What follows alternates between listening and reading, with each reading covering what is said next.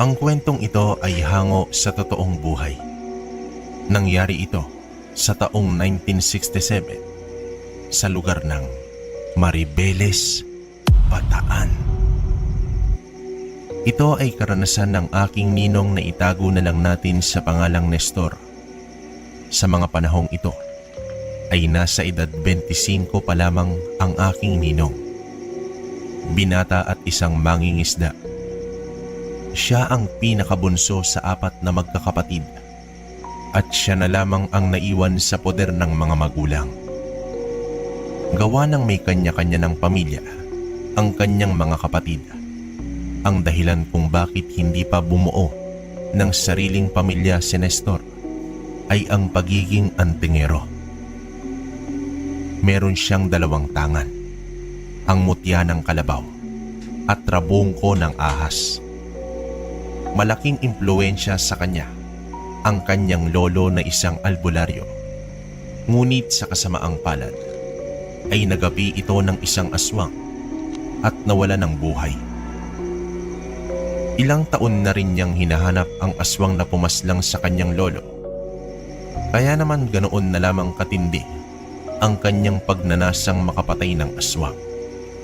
Dahil sa taglay niyang mutya ng ahas ay napapasuko niya ang lahat ng mababangis na hayop, lalong-lalo na ang mga pinakamakamandag na ahas. At ang mas matindi pa ay nagagawa niyang utusan ang mga ito. Kilala din si Nestor sa kanilang lugar bilang malupit na antingero dahil hindi ito nagdadalawang isip na kumitil ng buhay. Isa siyang malaking tinik sa mga taong may hindi magandang hangarin sa kapwa. Anak, hindi ka ba natatakot sa mga binabangga mo? Baka balikan ka ng mga yon. Wika dito ni Oldario. Itay, kung walang kukontra sa kanila, papaano na lang ang mga inosenteng binibiktima nila? Baka pwede. Hayaan mo na lang yan sa mga otoridad, anak. Isa kang antingero. Ituon mo na lang ang iyong sarili sa mga aswang. Aswang man o tao, wala akong pinipili. Basta may ginagawang masama, ang mga salot ay dapat tapusin. Inaalala lang kita, anak. Kahit may tangan ka, tao ka pa rin na may hangganan. Salamat, tay. Pero ito na ang tadhanang tinahak ko. 3 beses sa isang linggo kung mangisda itong si Nestor at ginagawa niya ito tuwing umaga hanggang tanghali. Mag-isa lamang sa pangingisda ang antingero. Ngunit palagi itong nakakahuli ng marami at tanging bangkang desagwan lang ang ginagamit. Hindi tuloy maiwasan na may maiinggit sa kanya. Si Mulong, isang negosyante.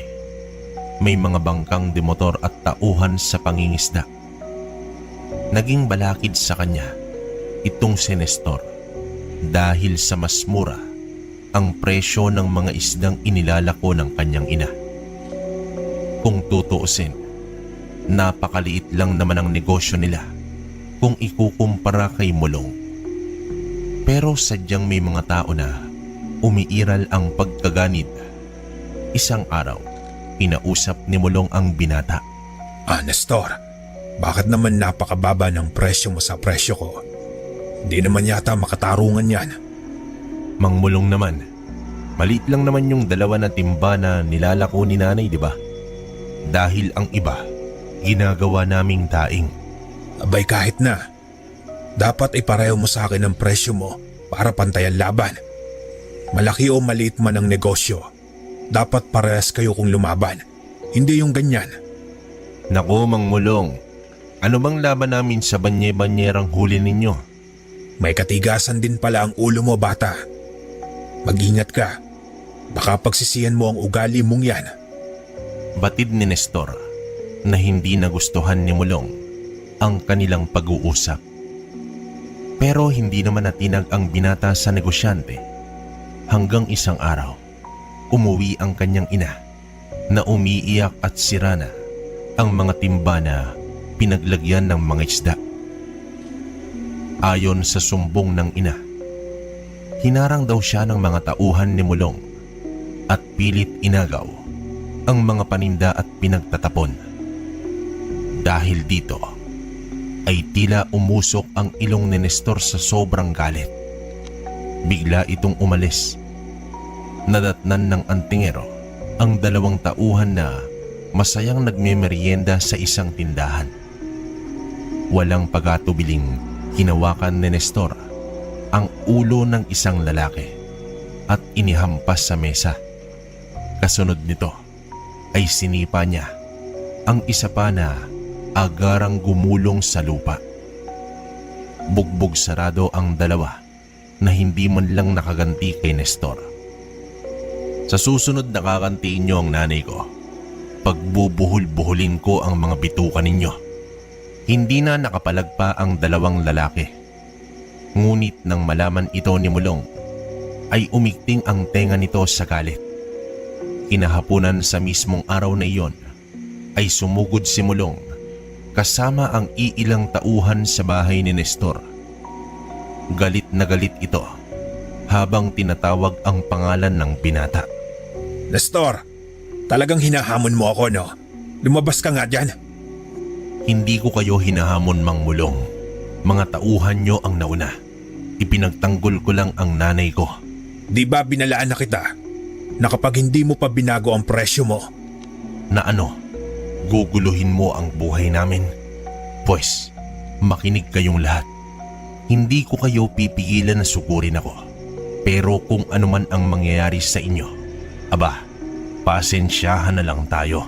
Ang yabang mong bata ka. Sugurin siya. Dahil sa mga sinabi ni Nestor, ay nag-utos ang negosyante na sugurin ang binata. Lumapit agad ang may pinakamalaking katawan na tauhan. Sa pagsapak nito kay Nestor, ay nabaling lang ang mukha nito pero hindi man lang nakapagpabago sa tayo ng binata. Nang gumanti ng sapak si Nestor sa sikmura ng lalaki, ay agad itong napaluhod at napasubsob ang mukha sa lupa. Namilipit pa sa tindi ng sakit at di naglaon ay nawalan ito ng malay. Sumunod naman ang 2 tauhan.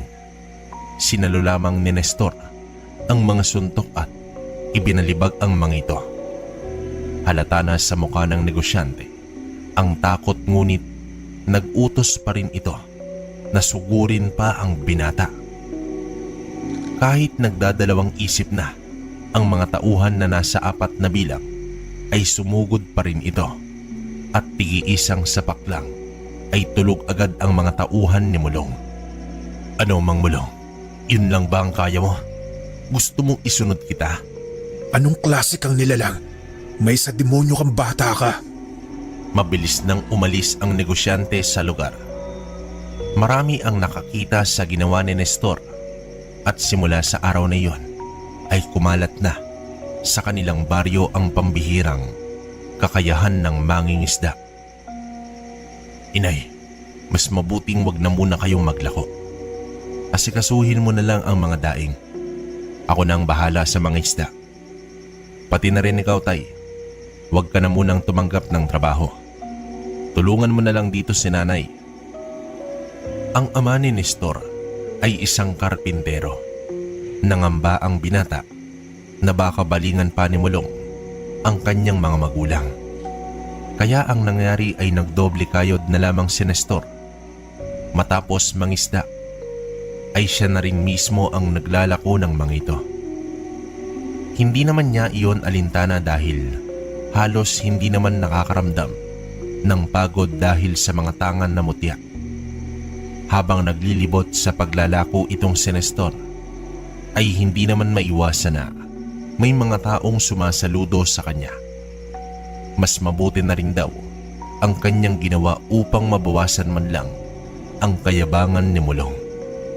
Sa ilang beses na paglalako ni Nestor ng isda, ay napadpad siya sa isang liblib na lugar. Sa buong buhay niya sa Maribeles, ay nabibilang lamang kung ilang beses siyang nagawi sa lugar na iyon. Namangha ang binata dahil sa ganda at napakapayapang kapaligiran. Walang nakatira Isang paraiso na may mayayabong na mga puno't halaman. Umupo muna si Nestor sa damuhan ng ilang minuto bago ipinagpatuloy ang pag-usad. Naging puntahan niya na iyon, pero pinapaubos muna niya ang paninda bago siya doon maglaan ng oras. Minsan isang beses, bandang hapon, payapang humiga si Nestor sa damuhan at napaidlip pa nga ito. Hanggang sa nabaling ang kanyang atensyon sa tunog na tila may naghuhukay sa lupa. Marahan naman siyang bumangon at nagpubli sa mga halaman at sinilip kung sino ang naghuhukay. Nasipat niya ang isang lalaki.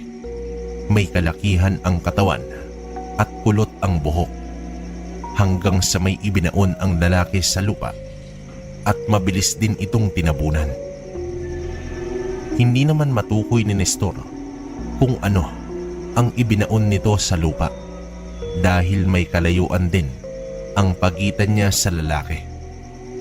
Iniisip na lamang niya na patay na hayop ang ibinaon ng lalaki. Umalis din ito agad. Nakasaklay pa ang pala sa balikat at normal itong naglakad. Wala naman inisip na masama ang binata sa lalaking iyon, lalo pat wala naman siyang nakitang kakaiba. Bago magtakip silim ay umusad na si Nestor papauwi sa kanila. Nadaanan niya naman ang bahay ni Aling Janet na may iilang katao ang nagkukumpulan. Nakiusyoso naman si Nestor dahil nakita niyang umiiyak ang isang ali. Napag-alaman niya na 2 araw na palang hindi umuuwi ang dalagitang anak nito.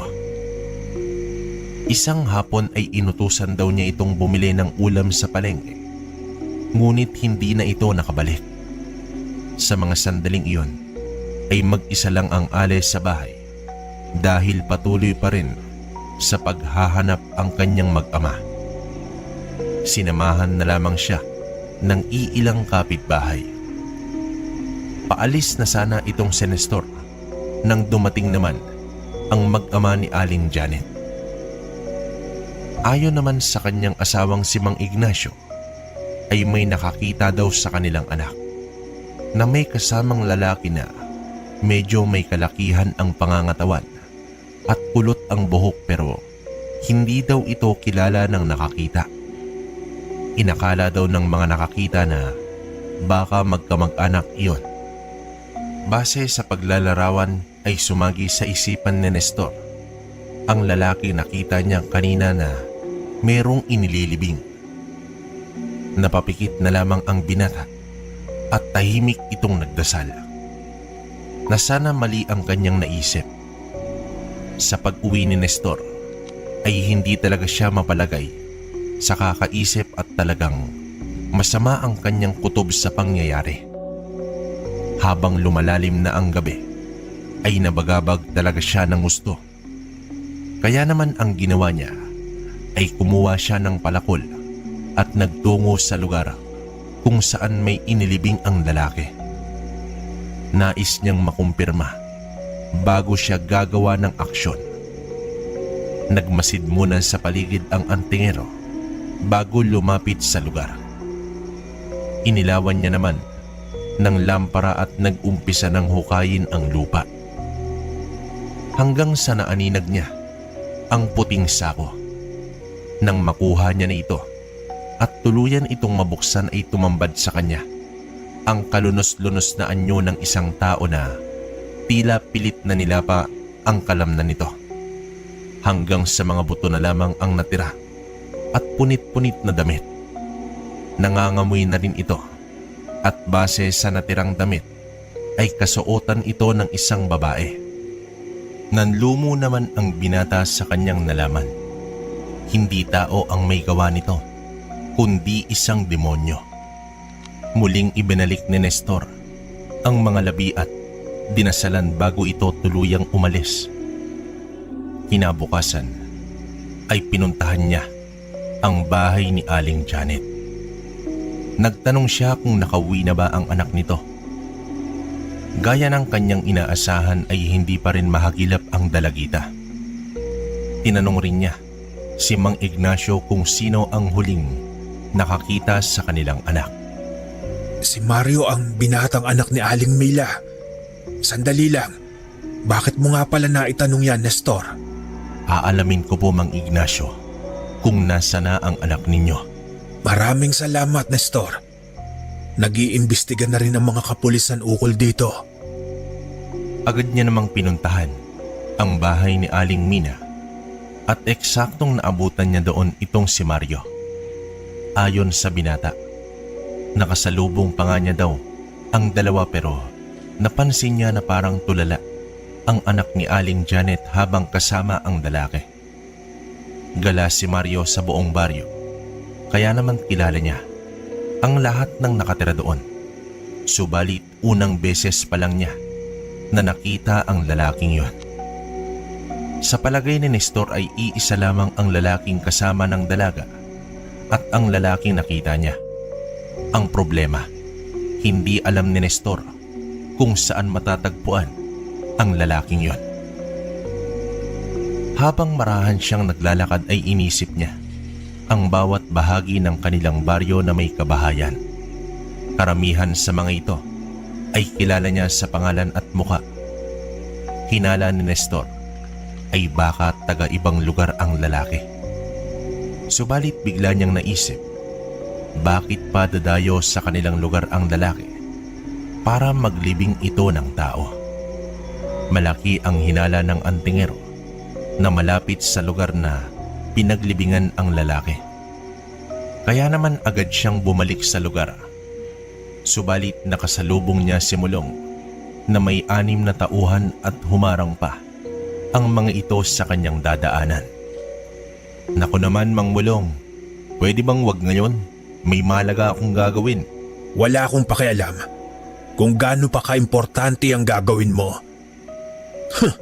Tignan natin ngayon kung makakaligtas ka pa sa amin. Naglabas ng baril ang negosyante at bumunot naman ng itak ang kanyang mga tauhan. Sabay-sabay pa itong sumugod sa binata, ngunit sinalaglang nito ang mga itak at hindi man lang siya nasugatan. Nabatras na lamang ang 6 na kalalakihan at sa mga sandaling iyon ay si Nestor naman ang sumugod. Inagaw niya ang isang itak at mabilis niyang tinaga ang mga tauhan ng negosyante. Isa-isa niyang pinutulan ng mga kamay ang mga ito. Nagsitakbuhan naman ang mga naputulan upang masalba pa ang kanilang sarili at naiwang mag-isa itong si Mulong. Itinutok nito ang baril sa binata, ngunit ilang beses niya nang kinalabit ang gatilyo ay hindi pa rin pumuputok ang baril. Napangisi na lamang si Nestor at agad itinulak itong si Mulong. Itinali niya ang negosyante gamit ang mga baging. Akala mo ba hindi ako makakawala dito, demonyo ka? Siguro makakatakas ka sa mga baging, pero sa kanila, hindi. Nagsilabasa naman ang 8 banakon at humarap kay Mulong.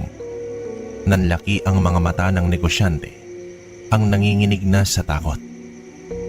Pinunit ni Nestor ang bahagi ng damit ni Mulong at ibinusal ito sa bibig niya.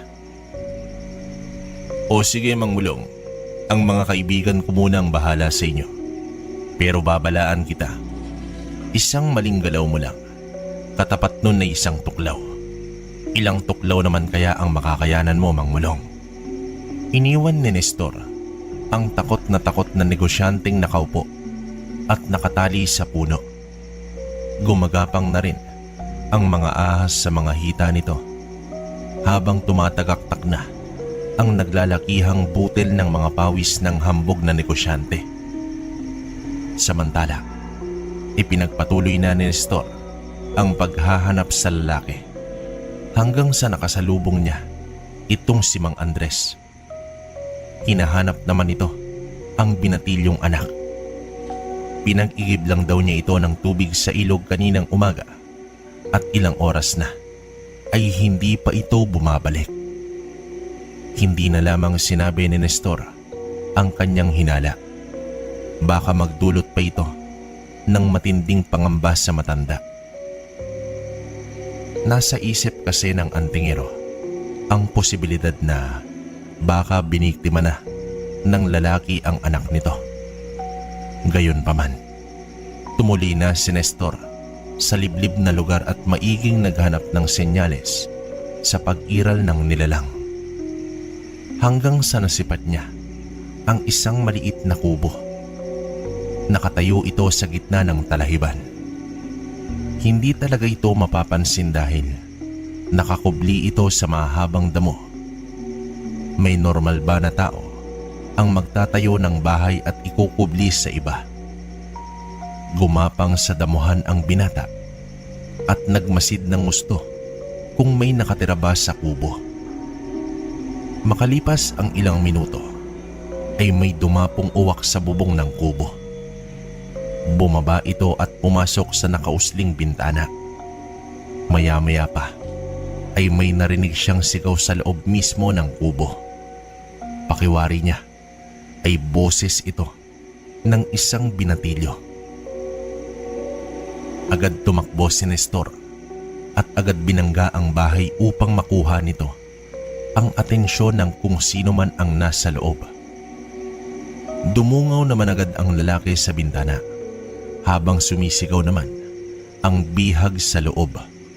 Sino ka? Bakit mo ako ginugulo? Malamang, ikaw ang uwak na dumapo kanina. Ilabas mo at ibigay mo sa akin ang bata. Pakialamero, humanda ka dahil ikaw ang isusunod ko sa kanya. Tumalon mula sa bintana ang aswang na may dalang itak.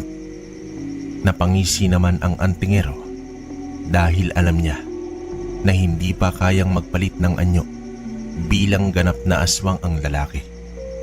Nanggigil naman ang aswang at agad sumugod sa antingero. Ngunit hinampas ni Nestor ng kadena ang aswang at natamaan ito sa ulo. Sumirit ang napakaraming dugo at nawala ito sa balanse. Sinundan niya ito ng malutong na suntok sa panga na naging dahilan upang mawalan ito ng ulirat. Matapos nito ay itinali niya muna sa haligay ng kubo ang nilalang at mabilis na pinakawalan ang binatilyong bihag. Pinauna niya sa paglakad ang binatilyo habang hila-hila naman ni Nestor ang aswang na nakatali ang kamay. Pasuray-suray sa paglalakad ang aswang dahil sa tangkay ng kalamansi na itinali nito sa likuran na nagdulot ng matinding pagkahilo ng aswang. Alisin mo na ang kalamansi at pakawalan mo na ako. Namumuhay lang naman ako ng tahimik. Namuhay ka ng tahimik? Pero ang mga pamilya ng biniktima mo, sa tingin mo ba ay tahimik ang mga buhay nila, demonyo ka? Hanggang sa makarating sila sa sentro ng baryo at pinagsigawan ni Nestor ang tunay na anyo ng nilalang. Dagdag pa ang testimonya ng binatilyo kung papaano siya dinukot at binihag ng aswang. Laking pasalamat naman ni Mang Andres at buong pamilya dahil ligtas ang kanyang anak. Itinali sa isang puno ang lalaki at sa harap mismo ng mga taga-baryo ay pinarusahan ni Nestor ang aswang sa pamamagitan ng pagsaboy nito ng asin. Umusok at umangil na sa tindi ng pagkapaso ng aswang. Pinagmumura naman ng mga tao ang nilalang hanggang sa lumapit dito si Mang Ignacio at tinanong kung nasan ang kanyang anak. Tanging pagngisi lamang ang itinugon ng aswang na ikinagalit naman ito ng matanda at pinagpapalo naman niya ito ng patpat. Tama na, Mang Ignacio. Alam ko kung nasan ang anak mo. Subalit humihingi ako ng patawad. Hindi ko nailigtas ang inyong anak. Huli na kasi nang lalaman ko ang pag-iral sa nilalang na ito. Napaluhan na lamang ang matanda, pati ang pamilya nito. Ginilitan na nito ni Nestor ng leeg ang aswang at hinayaan ang mga tao na sunugin ito. Habang nagliliyab pa ang katawan ng aswang, ay sinamahan na ni Nestor ang pamilya ni Mang Ignacio sa kinaroroonan ng dalagita. Walang kapantay na pagdadalamhati ang naramdaman ng buong pamilya nang makilala ni Aling Janet ang punit-punit na damit matapos hukayin nila ang mga labi. Sa tulong na rin ng mga kapitbahay ay dinala nila ang mga labi sa may sementeryo. Hindi pa man natapos sa paghuhukay ay nagpaalam na si Nestor dahil may aasikasuhin pa siya. Binalikan niya si Mulong. Nag-aagaw na ang dilim at liwanag sa mga oras na ito. Naabutan niya ang negosyante na nanghihina na at hindi pa rin ito makagalaw dahil sa mga ahas na nakabantay sa kanya. "Kamusta na, Mang Mulong? Ayos ka pa ba? Pasensya na kung natagalan ako. Naiinip ka na ba? May isang salot pa kasi akong inihatid kay Satanas. Alam mo ba, Mang Mulong, na isa ka ring salot sa lugar na ito. Pero bibigyan kita ng pagkakataon. Baka sabihin mo wala naman akong awa." Nanginginig na si Mulong at nang inalis ang busal nito, ay abot langit ang paghingi nito ng tawad at labis na nagmamakaawa ito sa binata. Tinanggalan niya ng tali ngunit biglang tinuklaw ng ahas ang paa ni Mulong. Pinatakbo naman ni Nestor ang negosyante at sinabihang maghanap ng makakagamot dito habang tumatawa. Hindi pa man nakalayo itong si Mulong ay bigla naman itong natumba. Nang lapitan ito ni Nestor ay labis na ang panghihina ng negosyante. Nais man itong magsalita, ngunit umabot na sa muka ang kamandag ng ahas hanggang sa nalagutan na ng hininga ang mayabang na si Mulong. Umiiling si Nestor at iniwan na lamang ang labi ng negosyante. Kinabukasan ay hindi muna pumalaot si Nestor dahil inayos pa niya ang kanyang lambat. Nilapitan naman siya ng kanyang ama at kinausap. "Isang aswang na naman ang nahuli mo, anak. Hinahanap mo pa rin ba ang aswang na pumaslang sa iyong lolo?" Matatahimik lang ako, Tay, kapag nahanap at naparusahan ko na ang aswang na pumaslang kay lolo. Isa siyang bangungot sa akin na dumadalaw gabi-gabi. Hinding-hindi ko makakalimutan ang pagmumukha ng aswang na iyon. "Ilang taon na rin ang lumipas, anak. Malamang wala na sa lugar na ito si Armando." Hindi pa rin ako nawawala ng pag-asa, Tay, na muling magtatagpo ang landas namin ni Armando.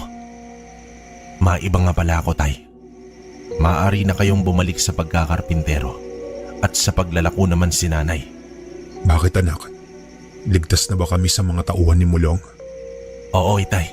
At kahit mismo kay Mulong ay ligtas na kayo.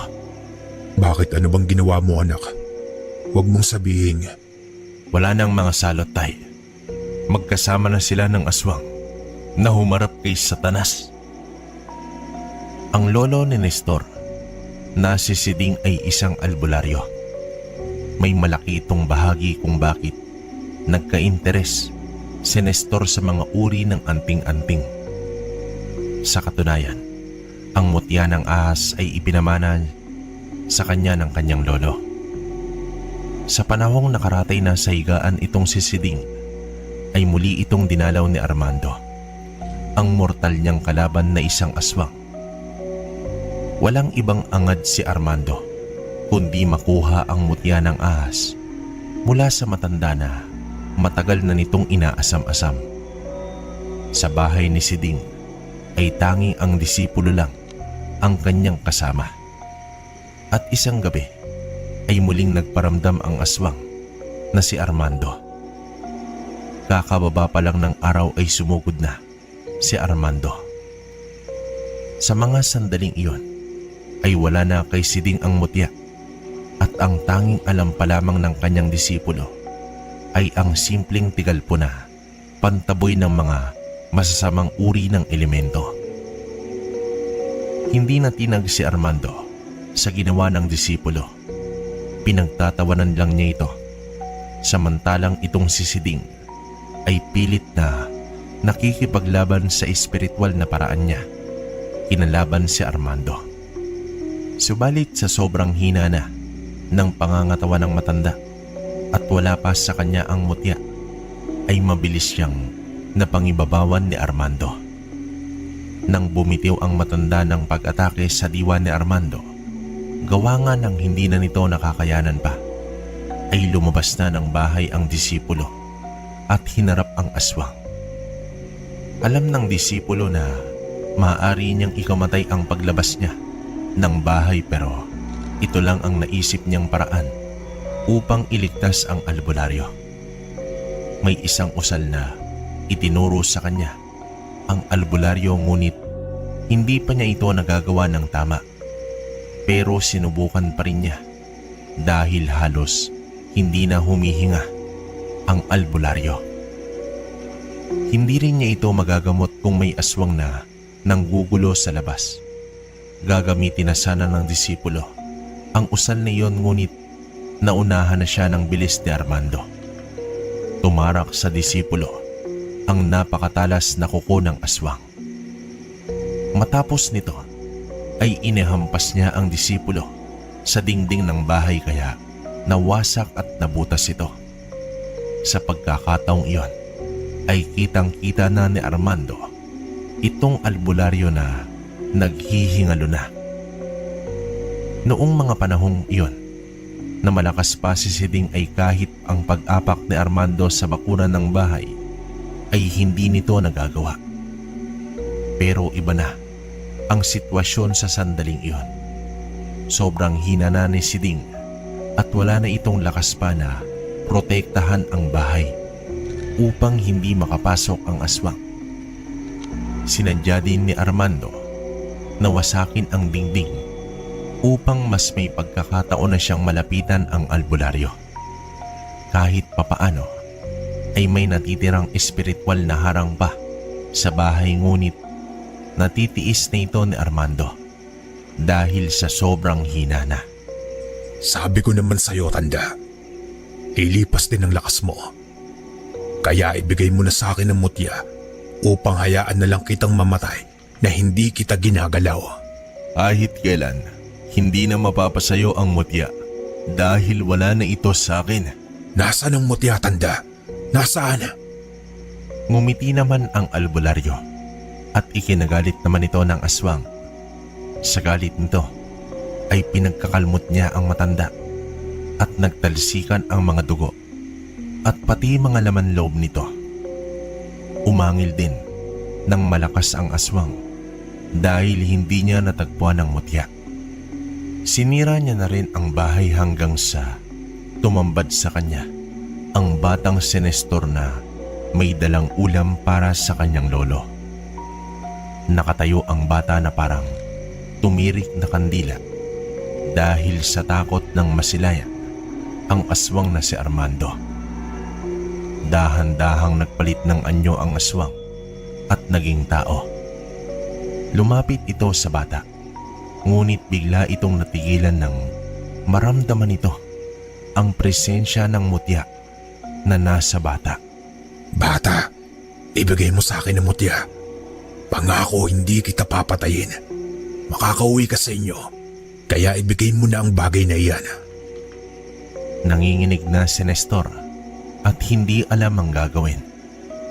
Ito ang unang beses na nakakita siya ng aswang. Dahil ayaw magsalita at hindi ibinigay ang mutya, ay muling nag-anyong aswang si Armando.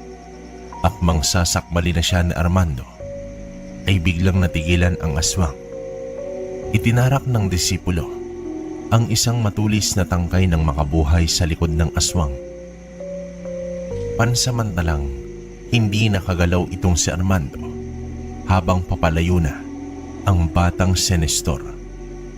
Matapos ang ilang minuto ay nakuha nitong matanggal ang nakatarak sa likod at binalingan ang disipulo na agad nawalan na ng buhay. Samantala, umiiyak na tumatakbo pabalik sa kanilang bahay si Nestor at doon niya inilahad sa mga magulang ang kanyang nakita.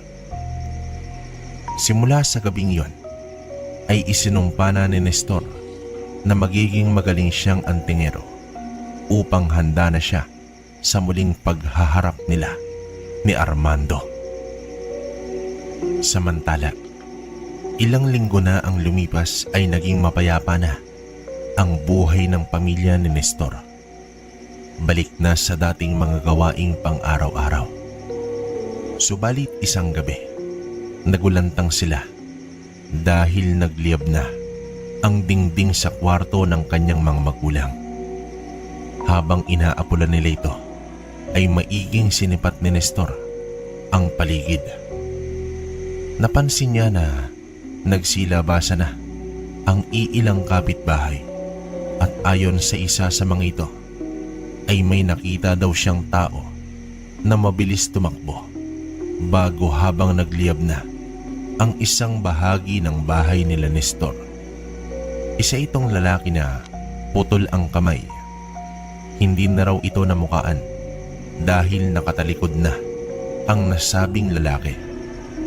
Malakas ang hinala ni Nestor na isa iyon sa mga tauhan ni Mulong na pinutulan niya ng kamay. Malamang naghihiganti ito. Napag-usapan niya at ng kanyang ama na magsalitan sa pagbabantay ng bahay tuwing gabi. Hanggang hating gabing nagbabantay si Oldario at papalapit naman sa kanya si Nestor hanggang alas 4 ng madaling araw.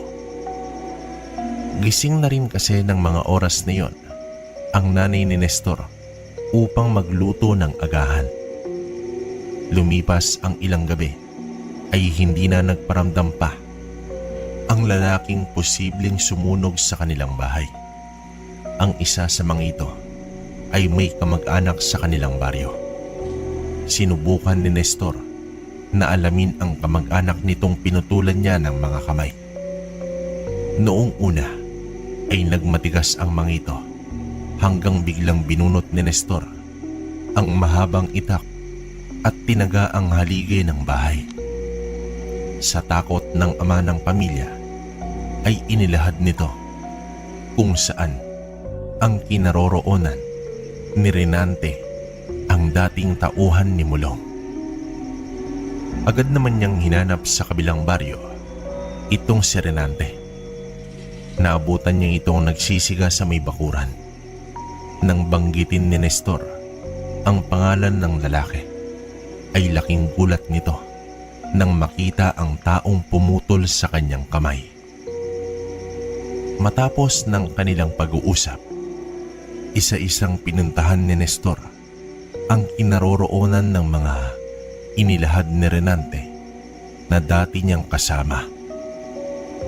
Hindi naman nagpakita si Nestor sa mga ito bagkus minanmanan niya ang mga kilos ng mga ito. Hanggang ang isa sa mga ito na may pangalang Badong ay may kausap sa labas ng bahay nito na sobrang pamilyar kay Nestor. Nanginginig sa galit si Nestor habang nakakubling pinagmamasdan ang kausap ni Badong na walang iba kundi si Armando. Hindi niya alam kung ano ang relasyon nito sa dating tauhan ni Mulong. "Hayop ka, Armando. Nandito ka lang pala," wika ni Nestor sa kanyang sarili. Kay Badong na nakatutok si Nestor at isang hapon ay hinarang niya ito sa daan na walang katao-tao. Nang makita ni Badong si Nestor ay agad itong bumalik, ngunit hinarangan naman siya ng 3 malalaking ahas.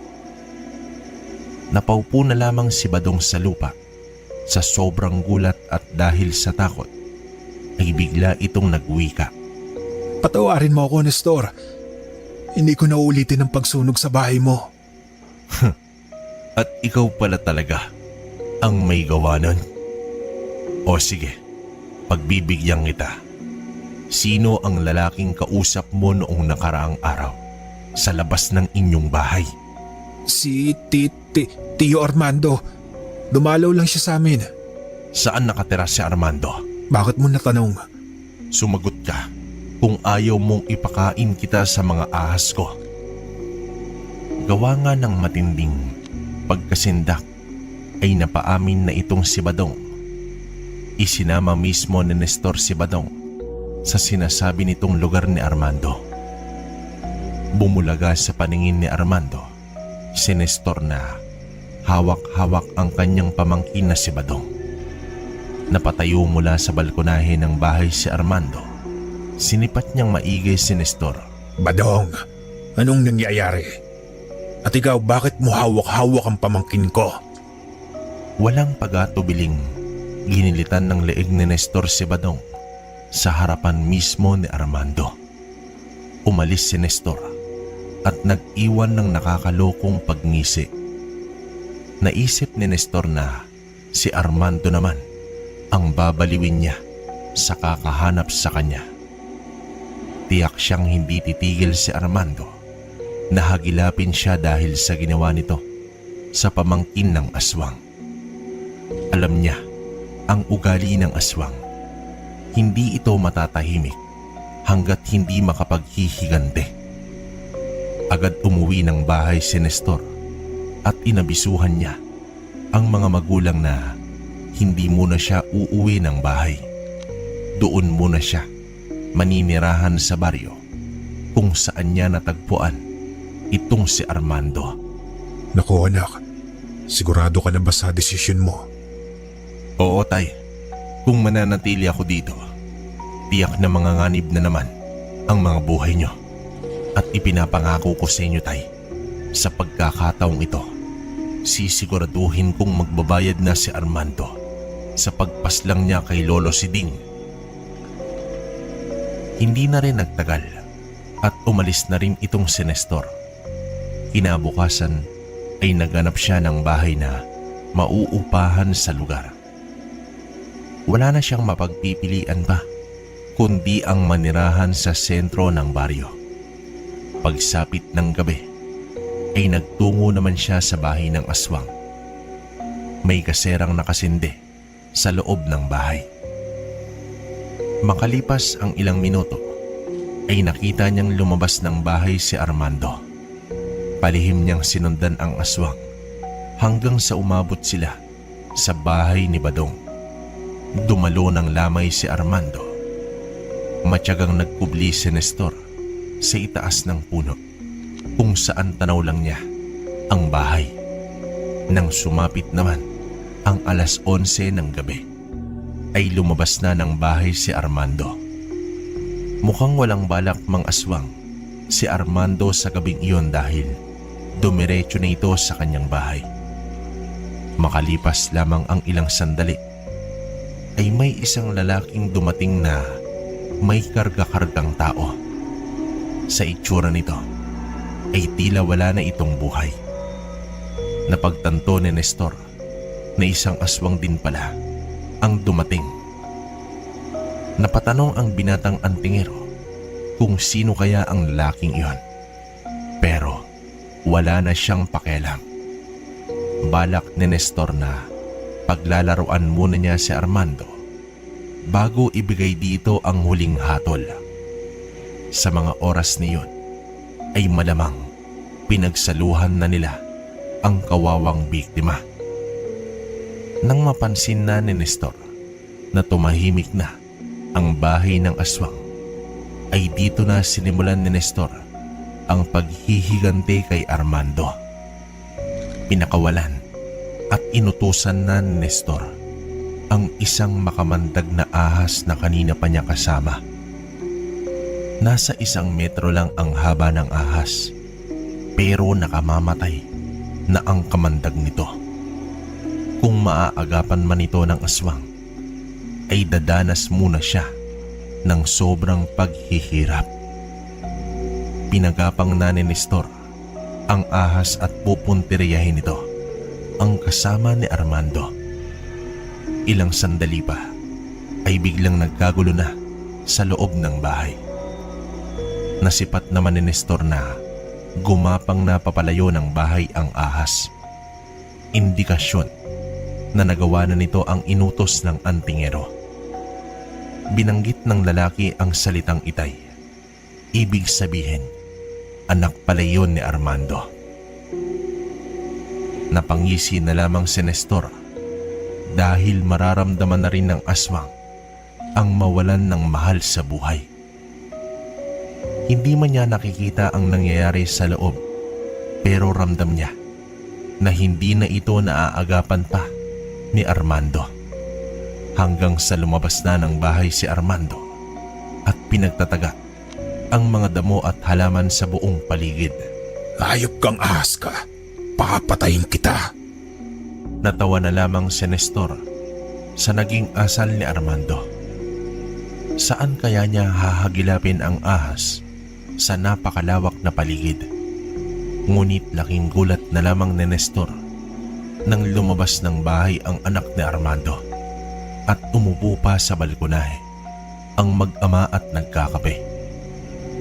Buhay ang anak ng aswang. Naagapan pa ang kamandag ng ahas. Pinalagpas muna ng antingero ang ilang gabi bago siya muling umatake. Sa pagkakataong ito ay umalis ng bahay si Armando at naiwang mag-isa ang kanyang anak. Kinatok ni Nestor ang entradang pinto. Hindi ito agad binuksan.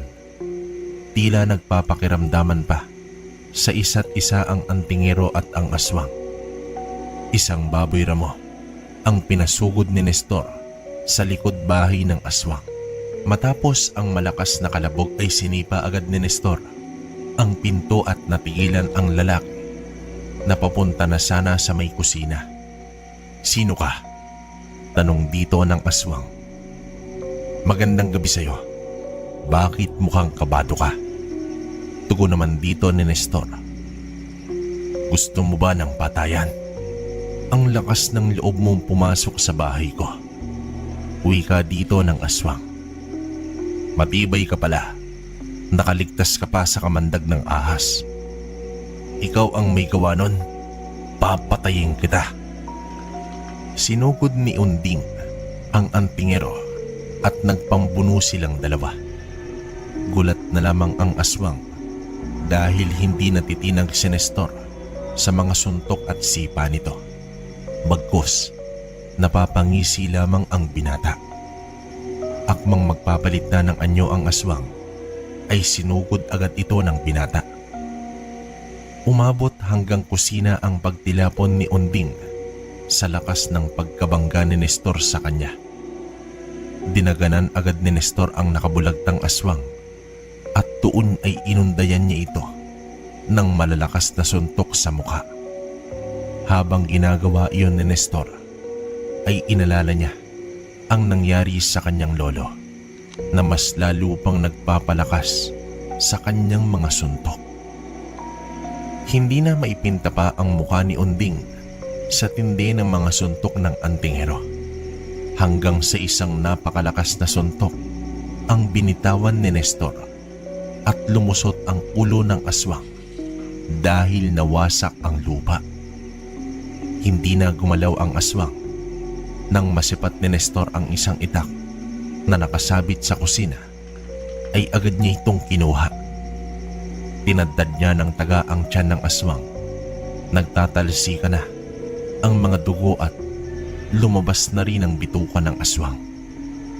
Hindi pa nakontento si Nestor ay pinuntirya niya naman ang dibdib ng aswang hanggang sa mahugot niya ang puso nito na naging dahilan upang malagutan ng hininga.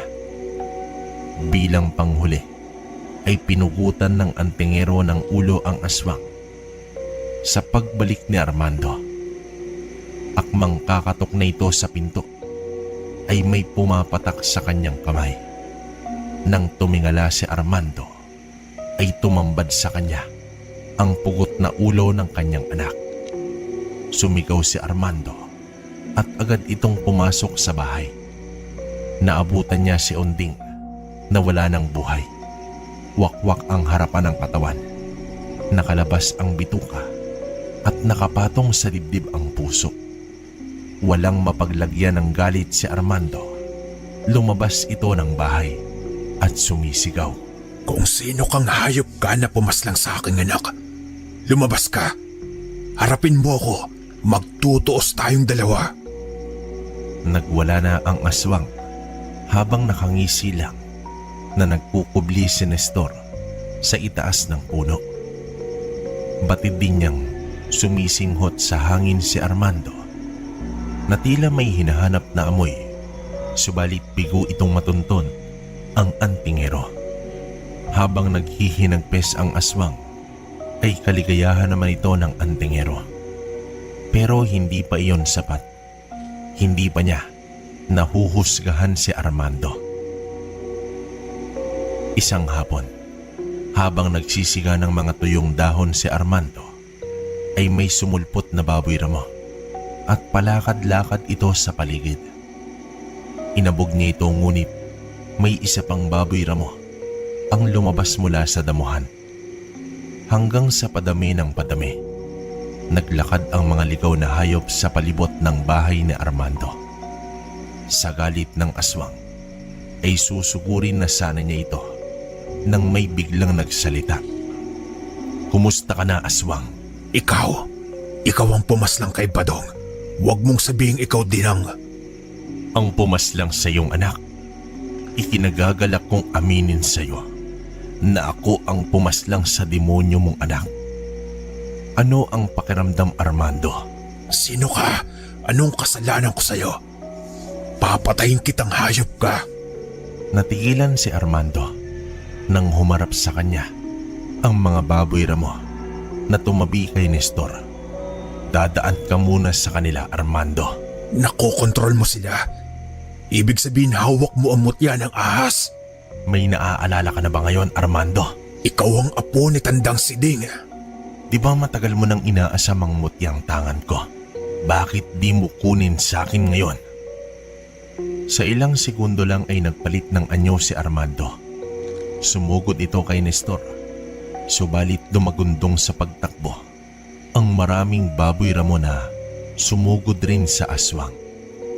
Pinagkakalmot lang ni Armando ang mga hayop at nagtalsikan nito. Sumugod na rin si Nestor at nagtagisan ng lakas ang dalawa. Aminado si Nestor na malakas na aswang si Armando, ngunit hindi na siya tulad noong unang paghaharap nila ni Armando. Walang takot at determinadong tapusin na ni Nestor ang aswang. Nahagip ng suntok ni Armando itong si Nestor na agarang tumilapo naman. Mabilis na lumitaw si Armando sa kinaroroonan ni Nestor at sinakal niya ang binata. Kung hindi dahil sa pesteng disipulo ni Siding, matagal na sana kitang tinapos. Pero ngayon, tutuluyan na. Biglang natigilan si Armando nang maramdaman niya ang pagtuklaw ng isang ahas sa kanyang paa. Sinipa naman siya ni Nestor at napapaatras na ang aswang. Hindi ko alam kung ano ang paraan mo upang labanan ang kamandag ng isang banakon. Pero makakaligtas ka pa kaya kung marami sila? Sa pagtingin ni Armando sa palibot, ay sabay-sabay na tumuklaw ang hindi bababa sa 10 banakon. Naging limitado ang galaw ng aswang at pilit nilalabanan ang kamandag na unti-unting dumadaloy sa kanyang sistema. Sumugod na rin ito kay Nestor, ngunit malaki na ang nabawas sa lakas at bilis nito. Hindi na rin napigilan ng aswang ang pagbalik sa pagiging anyong tao. Napaluhod na lamang si Armando at tinukod ang mga kamay sa lupa habang naghahabol ito ng hininga. Alalahanin mo ang ginawa mo sa lolo ko. Wala siyang kalaban-laban habang pilit na sinasalba ang kanyang sarili. Nararamdaman mo na ba ang ganoong sitwasyon, Armando? Lintik kang bata ka. Papatayin kita. Pinagsisisihan ko kung bakit pa kita binuhay. Demonyo ka nga at bilib din ako sa tibay mo. Damhin mo ang kamandag ng aking mga kaibigan. Inilabas ni Nestor ang mutya ng ahas at inilapit sa mukha ng aswang habang dilat na ang mga mata ni Armando. Akin na yan. Ibigay mo na sa akin yan. Para ano? Para muli kang magkasik ng lagim? Biglang sinantok ni Nestor ang mukha ng aswang. Tumilapon ito at nagpagulong-gulong sa lupa nang bumagsak na ito. Pilit gumapang ang aswang patungo sa loob ng bahay. Ngunit pinagtataga naman ni Nestor ang mga paa ng aswang hanggang sa maputol ito.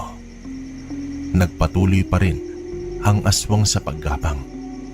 Nagtungo naman sa siga itong si Nestor at sinindihan dito ang mga patay na dahon ng nyog at itinapon sa balkonahe ng bahay. Unti-unti na lamang nagliyab ang bahay ng aswang. Napayuko na lamang ito at umangil ito ng malakas. Wala na itong kakayahang lumaban. Nag-umpisa ng nanuyo ang balat nito at nanginginig na ang katawan. Indikasyon na sinakop na ng kamandag ang buong katawan nito.